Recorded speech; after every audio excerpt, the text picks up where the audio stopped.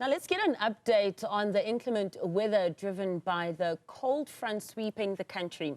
In the Western Cape, several informal settlements have been impacted by devastating fires as some residents resort to unsafe heating devices. I am joined now by Ali Sablay from Gift of the Givers. Ali, a very good evening and warm welcome to you. I know it's very chilly where you are as well. It's been a very busy 7 days for Gift of the Givers in the city of Cape Town. Tell us a little bit more about your efforts. Indeed, double blow for some of the fire victims of informal settlements in Kosovo, Samora Machel, Silverton informal settlement, and Dembaleto informal settlement in George. Over the last few days, with the harsh, inclement weather the Western Cape is experiencing, we are seeing an increase of fires in the informal settlements. People are using every forms and ways to keep themselves warm, and unfortunately, with the excessive wind, you see the fire spread rapidly through the informal settlements. And these fire victims are currently being exposed to harsh weather conditions in the Western Cape. As we know, there's a level 4 warning out for excessive rainfall.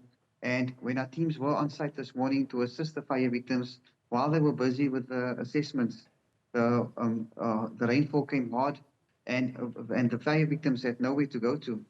When our teams did the distribution to the fire victims this afternoon, we found many people of the informal settlement lining up outside the truck as well, as they informed us of their homes being currently flooded with localized flooding happening in many informal settlements.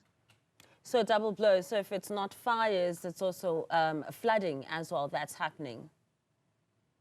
Most definitely. We are inundated with calls as I'm speaking to you, with various informal settlements calling our teams, Lawantle, Numzamo, Salori Pass Village, Kayalicha, Philippi East, Langa, Guguletu, Dunoon, Joe Slovo informal settlement, and the list just carries on. Our teams are on standby. We've brought in additional resources and stocks to prepare for this inclement weather. As we do know, last year, in the month of July, over 200,000 people were affected when harsh weather conditions hit the Western Cape and hit the whole province. Our teams, over the last 7 days, we are witnessing an increase in fires, as those people that were affected last year are the same people our teams are responded to. Just at this time, there's no structure to go back to, and the structure is completely burnt out. And we find that parents currently have sent their children and elderly people of the community to families of other parts of town to look after them as they seek a solution to rebuild their lives. Jeez, it sounds like a devastating situation because they've now been dealt the same blow twice. And Ali, as you're mentioning the increased fires as well as the cause of people trying to obviously keep themselves warm in these cold conditions as well. As Gift of the Givers, as you are in these communities, particularly the informal settlements, what advice are you giving to people to still be able to keep themselves warm in the cold, but also not posing a harm to themselves and other residents?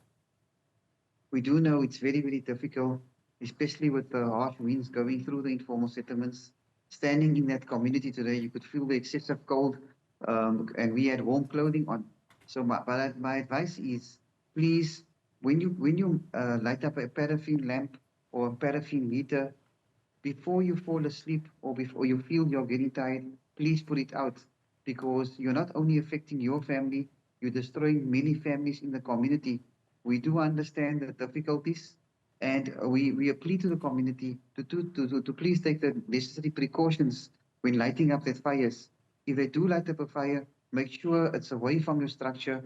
And we are working currently with a program in going into the winter months now to assist those in the informal settlements, but also to educate community members with basic resources in terms of having a bucket of sand ready or a fire extinguisher. You can put out the fire instead of letting it spread in no time.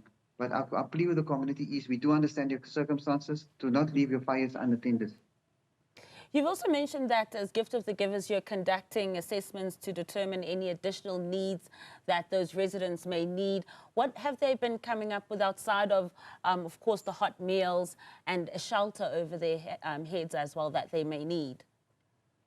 We currently, last year we distributed in excess of 100,000 blankets There's always an urgent need of blankets, warm clothing, personal hygienic item packs, your winter packs, which consist of your beanies, gloves, and scarves. That's the most urgent necessities at the moment, and of course mattresses as well. But our teams are on the ground to assist them. As we know, so with the homes that got flooded, their foods got contaminated. Those structures that burnt out, they lost all their food items. So we are on the ground for the next 5 to 7 days to see to their urgent humanitarian need, the immediate humanitarian needs in terms of hot meals, clean drinking water, etc. And we do know there's busy assessments going on. Examinations is taking place at the moment in schools all across the country.